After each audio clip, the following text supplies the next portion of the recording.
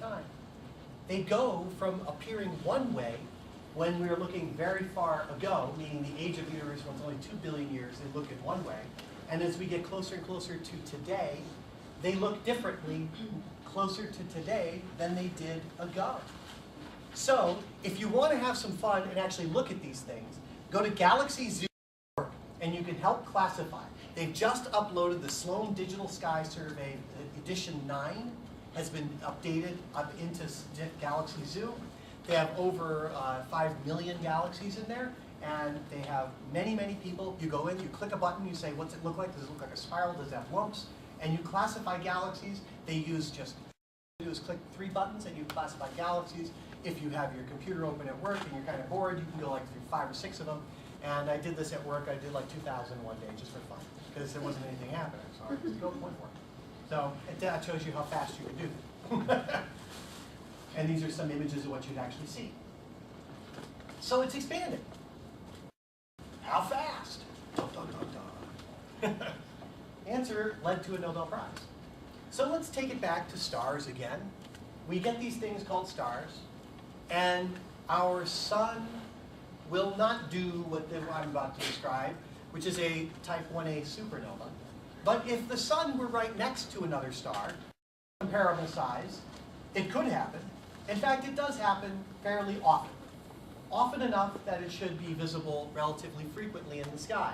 What happens is a star, like the sun, goes through its lifespan, sheds its outer layers, and leaves the core, a white dwarf, something the mass of our sun compressed down to the size of the Earth, made strictly of either helium or carbon or nitrogen or oxygen. That's it. It's like a crystal. It's almost like a solid crystal of carbon and nitrogen and oxygen. And it's not a bad way of thinking about it as being a hyperdense diamond that's at millions of degrees. It's a good analogy. It's rough. It'll work. But the idea is that this is a hyperdense object. And if you pile stuff on it, if you pile some more stuff on it, it'll compress. It'll keep getting compressed and compressed. And if you pile too much stuff on it, there's a magic number. And if you get this magic amount of mass, the whole thing explodes all at once. Since it explodes at a particular mass, it's a particular kind of object, a white dwarf, then they all have the same brightness when they explode, because it's the same thing, going poof. It's like the straw that broke the camel's back. You drop one more atom on top of this thing, they get 1.4 solar masses, boom, it goes. You don't have to drop atoms, just the one, that's all it takes. And so if you have a star like this orbiting it, which grows to become a red giant and swells up and stuff falls onto the white dwarf, eventually this white dwarf explodes and destroys the white dwarf, destroys the star that's next to it. That's a big explosion to destroy a star. Destroy a star. Something, I mean, that's the kind of thing you hear out of like a Marvel comic. Here comes Galacticus eating a star, right? So, but this is a real thing, and these things really do happen. When this happens, this one explosion outshines the light of over 100 billion stars for maybe a few months. It's an enormous explosion. And we can see them for a very, very far distance. And that's good. Because here's what they look like. Take a little galaxy, before, after, before, after. We can see the light from the supernova. So these distant supernovae are there, and this is Adam Rees at the Space Telescope Science Institute, and he's one of the guys who got the Nobel Prize in 2011 for using these things to find the following. Oh, sorry, I put up a graph. Darn it. You know what happens in public talks when you put up graphs. Everybody goes, seizures, etc. But the point is that when we were looking at these things, we now said, redshift, which is a proxy for distance, and how bright it is, which tells us redshift versus distance. And now we're not just trying to see, we're trying to see how fast it's expanding. And this tells us something very strange. When we look at these things, we see that they're pushing into this accelerating area. The models of how the universe expands demand that we see that these supernovae are fainter than they should be. We expect them to be a certain brightness, but they're fainter. So therefore, they're farther. If they're farther, they're going faster away and they're more distant than we expect them to be. So what Perlmutter, Rees, and Schmidt found, and there were two completely independent groups. They were absolutely independent groups. They weren't working together. In fact, I think I have a funny little picture where they were actually fighting. No, that's not Mr. Einstein again. He's scared. Now he's really scared. But the idea is that they found that the universe was accelerating in its expansion. And it started accelerating about 5 billion years ago. What this means for our future is that bum, bum, bum, bum, the universe will fly apart. I might not be able to tell you what happened at the beginning, but I can tell you what will happen in 20 billion years.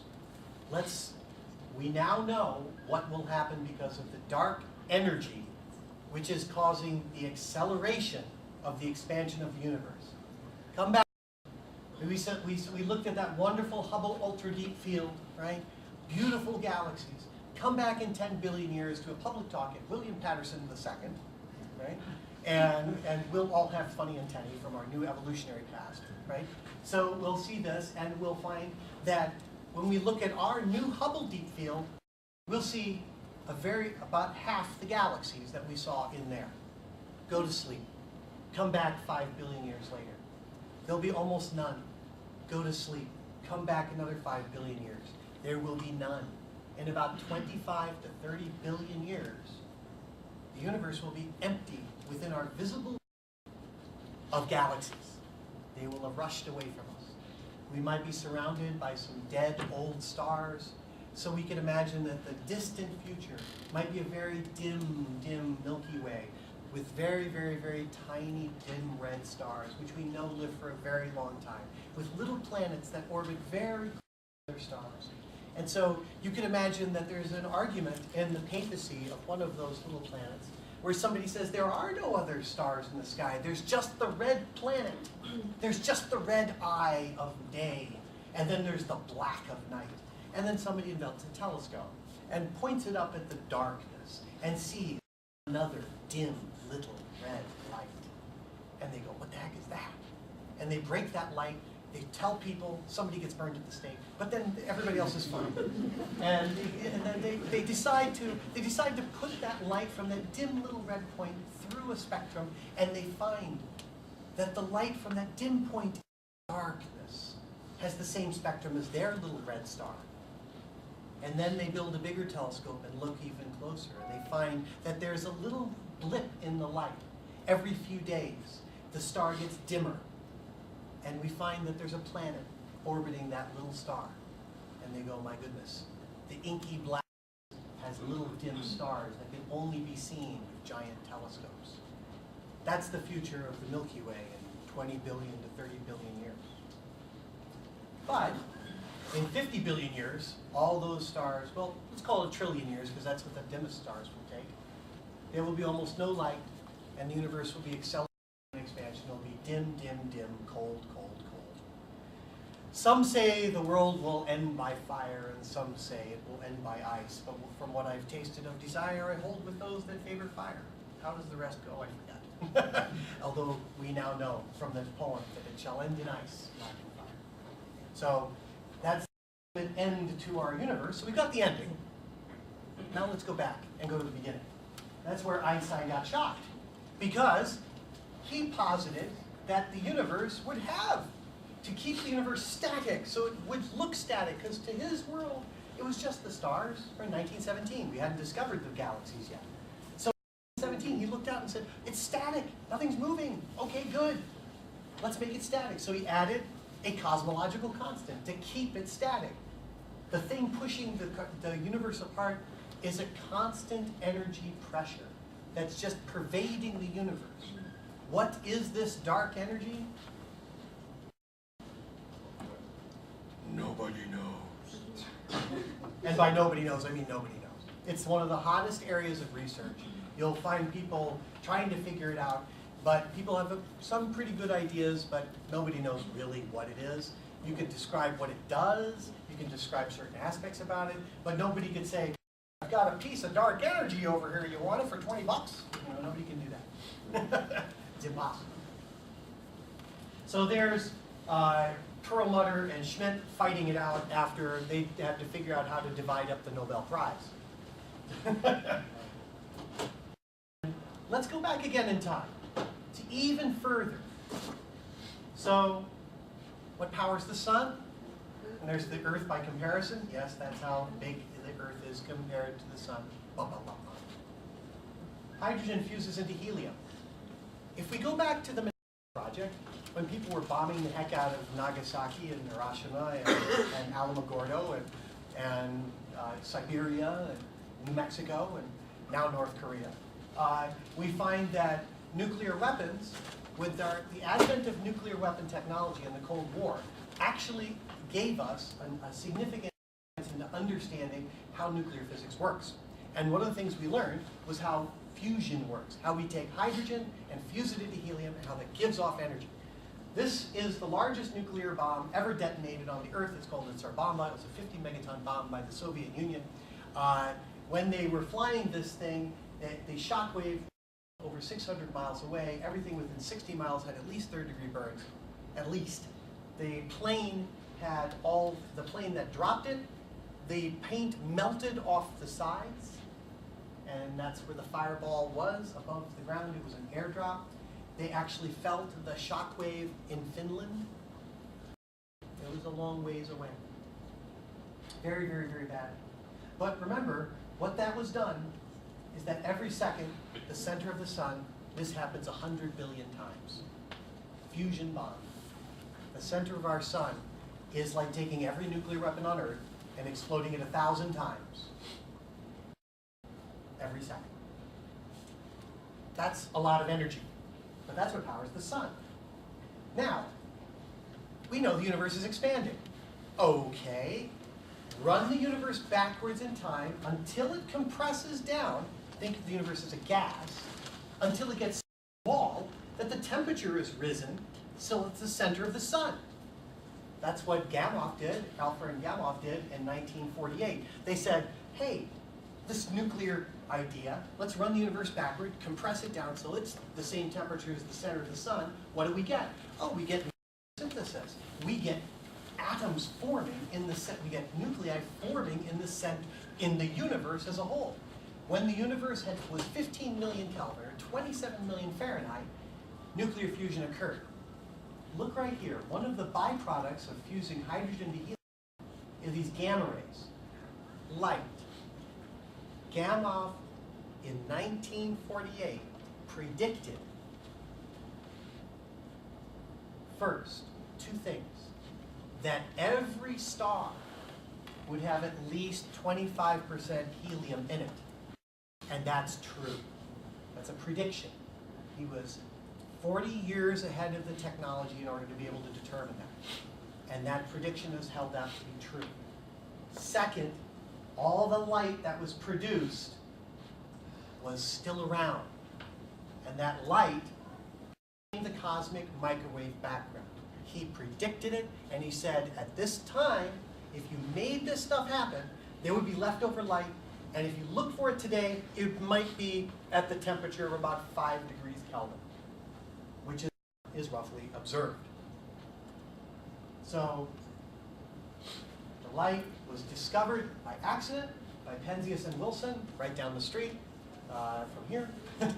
They were building a modern, this is a cell phone, this is basically a cell phone receiver. The thing you've got in your, this is the early cell phone. Okay, this is all microwave antenna. You've now got a fractal antenna in your pocket that is much smaller than this, but it receives the same information. So here's what they did. This is kind of a funny story, because what they were looking for is they were trying to communicate with microwave technology for Cold War methods with their colleagues in Manchester, England, from Bell Labs, because they wanted to actually be able to communicate in a way that the Ruskies couldn't listen to. And so they were using microwave technology to do that. So they built this antenna. The guys in Manchester were beaming stuff across. They were trying to talk to each other. And they found that when they turned on their antenna, they pointed it up, they always get this background static. They say, what's with this background static? We can't get rid of it. And so they did a whole bunch of things. They replaced all their equipment, figuring it was bad. Okay. They replaced all the wiring, figuring it was bad. Static was still there. They found a few pigeons that roosted in there. They cleaned out what they called the usual white dielectric. And then they still was there. And then one day they turned the horn to the ground and accidentally left their detector on. And there was no buzz. It was coming from the sky. This hiss of microwave light was coming from the sky. Street at Princeton, Peebles and Dickey at Princeton, 2 weeks away from building their own microwave antenna deliberately to search for the cosmic microwave background. And Penzias and Wilson called them up and said, we think we found this cosmic background radiation stuff. Do you think we're right? And they went, ah! They got beat to the Nobel Prize by 2 weeks. Penzias and Wilson found it by accident. Dickey and Peebles were looking for it deliberately and missed it by 2 weeks. And so they published a couple of joint papers with Penzias and Wilson saying they found it, and Peebles and Dickey saying, yes, this is what they think it is. So this is the leftover light that is predicted, that occurred when the universe was only 3 minutes old. Only 3 minutes old. So we know what has happened to the universe when it was 3 minutes old. So what does it look like? Now, sometimes when we see these things, you might have seen this in the literature, this is what the map means. Down lower left is a cosmic microwave background map, and the other is the same kind of projection for the surface of the Earth. So that's what we mean by these projections. We're not looking through a tube or anything. We're projecting a spherical thing on a two-dimensional surface so we can see the kind of projection we're talking about, and this is what it is. This is the results from the Planck probe, which just came out on March 21st. March 21st. Kobe background showed it was 2.7 degrees Kelvin and almost totally uniform to 1 part in 200,000 back in 1992. I was at this meeting when they presented that. There was only 2 standing ovations in the history of the American Astronomical Society, and I was at both. One of them was when they presented the Kobe data, and everybody went, wow, because that was proof of the cosmic microwave background and its uniformity and isotropy. And the second was when John Grunsfeld spoke about how he, with his hands, the Hubble Space Telescope. And so his hands put it together. So this is the glow from the background, from the microwave background. This is the microwave background. The hot spots, and it comes from, let's skip past that a bit. This is what the mission looks like. It's not very big. It looks like a pizza delivery thing. You know, it kind of looks like you make a pizza out of it. But it sees the sky like this, and they just take all this data and interpret it and filter out the galaxy, our Milky Way, while very, very pretty, and I suggest you go out and see it from some dark sky, gets in the way when you want to look at the cosmic microwave background. So you got to filter it all out, and the only way to do that is by looking at many wavelengths. And Planck has determined, this has come out only on March 21st, that the universe is 13.813 plus or minus 0.058 billion years. That's better known than the ages of the bones of the dinosaurs at the Museum of Natural History. The Museum of Natural History, the T-Rex, is known to be 65.2 million years old, and that's 3 significant figures. This is 5. We know the age of the universe better than we know the ages of any fossil in any museum. Which is kind of cool. Which is pretty cool. We also know that the universe is of roughly about 5% atoms, like us, about 25% dark matter, whoops, didn't talk about that, and almost 70% dark energy. What it really means is we ain't nothing in the universe. Not only do we not occupy a special place, we're not even what the universe is mostly made of. We only know about dark energy because it's an accelerating universe, and dark matter because of the gravitational influence around us. So I want to take you back, and we'll finish off with this, with a very strange problem.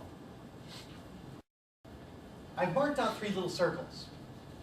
The cosmic microwave background, if I mark out A, B, and C on this thing, those things all have the same temperature. However, they're across this way and across that way in the sky. The universe is only 13.8 billion years, and we're just getting the light from this one, at the same time as we're getting the light from that one. So, how can they be in the same temperature if they're 26 billion light years away from each other? They can't be. This is called the horizon problem. The standard model of the Big Bang is a big problem because the universe, the sky, is the same temperature. But yet it can't be because there hasn't been time to do it. So that's a problem. And so there's one very interesting total hack. In 1982, a guy named Alan Guth came up with an absolute hack to solve the problem. And he said, well, let's pretend that for a very short period of time in the early universe, it grew like crazy, exponentially, so that everything was in touch with each other. This is what I mean by the cosmic background radiation. That's an awful thing. So all of a sudden, if for a very small time it was tiny, the universe was really tiny, and then all of a sudden it blew up in really, really large to be extraordinarily big in a very short period of time. And then it kind of went back to being a leisurely growth. Then eventually we would see those two things that are in the same temperature. Because when they were really close, they were together. Then they got spread really far apart, and now we're just getting their light from them today. So the universe, at the age of about 10 to the minus 34th seconds, weird thought, at the age of 10 to the minus 34th seconds, grew 10 to the 40th times in size in order to do this. Here's the weird part. There are almost everybody around actually believes this exists. The Planck probe specifically was looking for this, specifically looking for the telltale signatures of this idea called inflation. So now we have this weird idea where the universe somehow grew 10 to the 40th times. That's like taking something the size of an atom and making it as big as a galaxy. Something the size of an atom, making it as big as a galaxy. Between the time of 10 to the minus 34th seconds and 10 to the minus 32nd seconds. That's a wacky idea. But what it does is it makes everybody in the same temperature. That's what it gets to do. This hack. And Alan Guth came up with this as a hack, and he gave a talk at the Amateur Astronomers Association in New York. And he was standing up at the podium, and he said, you know when I came up with this? I made it up. He said, I mean, Einstein proposed it. It's the same thing that Einstein used to keep the universe constant and static. It's a cosmological constant. And he didn't know about dark energy at the time. This is 1982. So he said, it's just all the same thing. So I just figured, why not have an exponential growth? Why not? Let's just try it. The math worked. And even when I was in undergrad and grad school in the 90s, well, it's called the inflationary scenario because we don't quite believe that it really happened. And everybody's wagging their fingers and saying, no, not a real thing. But eventually it came out that's like, well, this really weird, stupid hack ends up being something that's testable and seems to be passing most of the tests. If Mr. Galileo were around, he would say, that's not just some words written in a book by Mr. Guth. He would say, you gave me something I can test. I pointed my telescope at it, and I see it. That's to Mr. Galileo, father of our modern science. And that's what we found with the cosmic background radiation as of March 21st of this year, just a few days ago. So I took you back on saying, what's our universe made of? Galaxies. We found that galaxies are expanding away from each other. We learned that they were expanding away from each other because we could figure out ways to find their distance, and they were rushing away from each other. We found that there's this cosmic background radiation filling the universe that comes from when the universe was only minutes old. We found that there's a problem with it, that there's the horizon scale that had to happen when the universe was 10 to the minus 34th seconds old. Gosh darn it, we're really sidling up against that time equals 0. Getting close, but we'll never quite get there. And there's a reason for that. At time equals 0, the universe didn't what we would call exist. A nice way of thinking about what the universe means at time equals 0 is that which we call time began at the Big Bang in all space at once. There's an old saying, time was invented so everything doesn't have to happen at once. That's a pretty good way of thinking about the Big Bang. Everything always happened at once, and then there was the Big Bang. That's one way of thinking about it. So I'll leave you with that. And let's actually pull open another fun thing so I can show you a fly-through of the Sloan Sky Survey. And here we have it. So I'll be happy to take any questions. Thanks.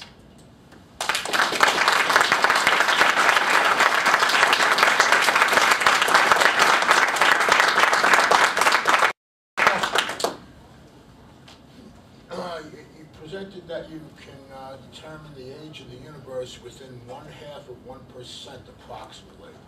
But yet, the speed that the planet is moving, they can only get that down to about 33% variable, between 15 and 20 kilometers per second, you said? Right, it's very difficult to actually get the speed of our Earth around the sun compared to that, because you have to decide what you're referencing against.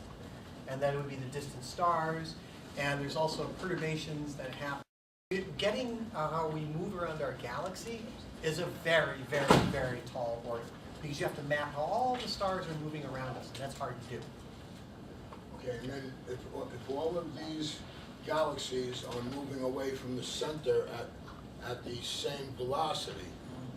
Well, here's the trick. I didn't say this, but now we'll say it because it's always asked. There is no center to the universe. Okay, well, we're moving at the same speed from wherever, right? Well, yeah. So then how can we have two of them moving towards each other? Are they concentric, moving from the exact same point? Here's the way to think about it. Take your fingers like this, okay? And let's pretend every fingertip is a galaxy. All you have to do is put one finger space in between them all. They all spread apart. Now put another finger space. They all jump apart. The speed with which they jump apart is proportional to how far away they are. That's it. Vroom, vroom. So now imagine it's going vroom, vroom, and everywhere like that. But I'm speaking in regards to them moving towards each other. Oh yeah, well I mean that's gravity. Like the Milky Way and Andromeda falling towards each other in gravity. So They're big, massive things. Of So 100 it's billion. moving faster than the other. No, they're both falling towards each other at the same speed. When you think of it, they're orbiting a common center of mass, so they're falling towards that common center of mass. Big supermassive black hole that's just sitting there evaporating with Hawking radiation. So, yes? How do we even know that the Big Bang happened? Well, okay, here's the way to do it.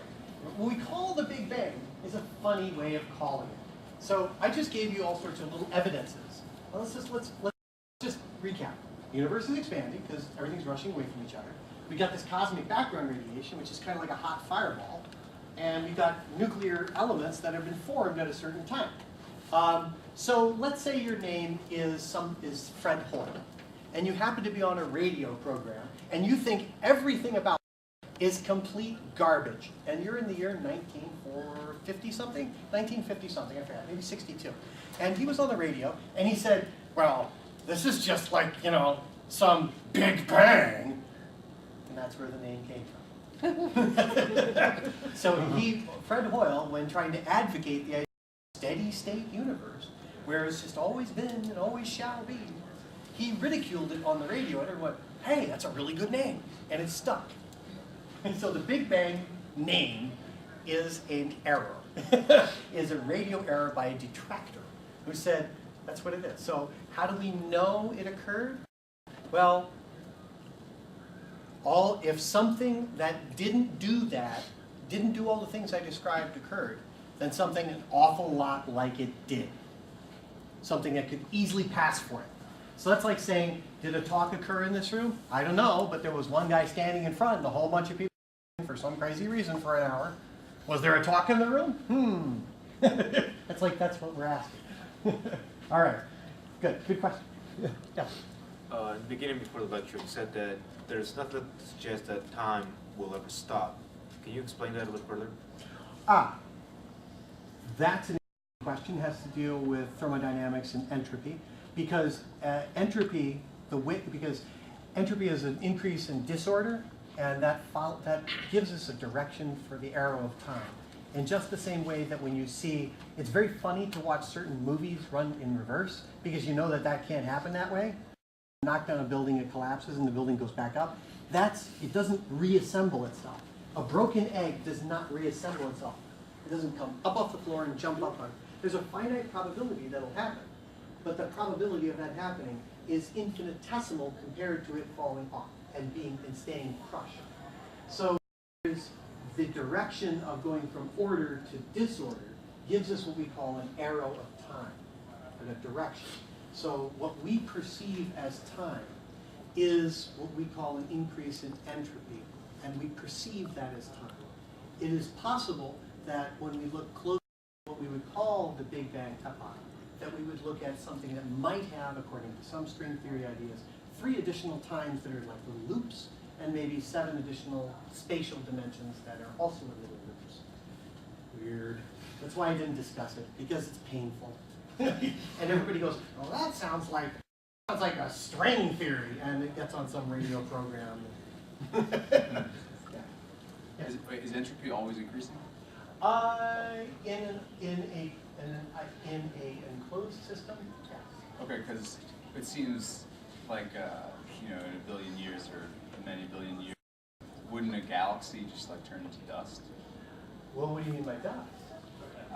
I just mean like wouldn't it break into smaller? Well, no, because remember, if you can increase entropy by forming a big black hole, then you'll do that. So, and if you can increase entropy by evaporating that black hole, you'll do that too. The universe will flow in the way that increases the most even, smooth distribution of everything everywhere. Maybe we should do a thermal course here. Okay, good. Any questions from over here? I know there was one. Glad you made it. Good to see you. All right. Oh, another one, I see. Will the universe ever just turn into nothing?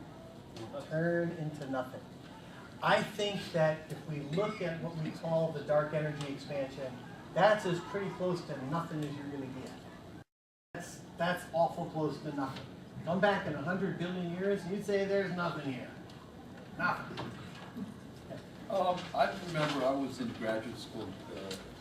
Alan Guth was in College Park. He was talking, and at the time it's exactly as you described it, very right. And I remember sort of Weber and Charles Misner was just what they were all worried about was the relativistic effects. Yes. In that, do you have any insights from thinking about this? What it might have been like during that inflation or the hyperinflation? Because the mathematics works out, but it does sort of get right smack into the relativistic limits and beyond. But this is all referencing a concept of special relativity versus general relativity concepts. And special relativity says nothing can go faster than the speed of light if you're right next to each other. So that's the kind of basic idea that we're having when this first came out. Because yes, if you're going to grow something 10 to the 40th times inside of 100th of a little tiny place, you're going way faster than the speed of light. So that makes no sense. The thing is that Einstein's theory of relativity does not say anything. The general relativity says anything can go faster than the speed of light. Special relativity, remember, only deals with relative motions of objects that are uniform in motion and are nearby each other. That's special. And it's also in the Minkowski metric, so you don't get any curvature, you don't get nothing, no gravity, no acceleration, no nothing. That's what makes the twin paradox even a problem too. Because you can't really do the twin paradox because you have to have an acceleration and a turnaround. It's almost the same kind of problem. So when we look at, say, is there a problem with an accelerating faster than the speed of light? No, because if we look today, some of the galaxies that we see that are maybe 10 billion light years away, meaning their light has traveled 10 billion years to get to us, if we were to now turn around and point my super duper terawatt laser at them, the universe has already expanded that galaxy to maybe 50 billion light years, and it's already rushing away from us at faster than the speed of light. We already have a bubble in which we cannot reach, and that bubble is shrinking. So that's the essence of that. Okay, good, awesome. Those are good stuff. All right. Any other questions? Yes. Look, if you think of the universe as a balloon, and we're inside the balloon, okay, and the balloon is expanding. Yeah. What's on the other side of the balloon? Goody question. This is why I love giving this talk, because I always get that question. These are wonderfully predictable questions, and you did. Thank you. The check's in the mail. Okay. So the idea is that what's the universe expanding into, for goodness sakes? Oh, I will take a set theory analogy because I love set theory. Let's start with the counting numbers. Count them. 1 up to, how high can you count with integers? You can't stop. For all intents and purposes, the universe is infinite in size. For all intents and purposes. Let's take an additional step. If the universe is expanding, imagine take every number on the integers and multiply it by, say, 2. That's still, now they're separated by 2, but they're still infinitely large. And where did it expand into? Oops, it didn't. There's no end. If you expand it by a Google, it doesn't matter. A Google doesn't matter. If each step is now a Google, that would be a heck of an inflation. What has it expanded into? It's still countably infinite and the same size. So the universe, by this measure, doesn't have to expand into anything. The thing that we call distance grows. That's a weird way of saying it, but that's probably the best dodge you're ever going to hear. And another way to think about it is that it's a countably infinite set that you can grow in size, or an uncountably infinite set that you can always grow in any amount. So, but the ultimate thing is that Einstein's relativity equations do not require there to be an dimension into which things are growing. You don't need it. It's called a Riemannian manifold, and it doesn't require it. You can just bend things. It's weird mathematics, but it works out. Okay. All right. Any other questions? Okay, well, thank you very much. Thank you.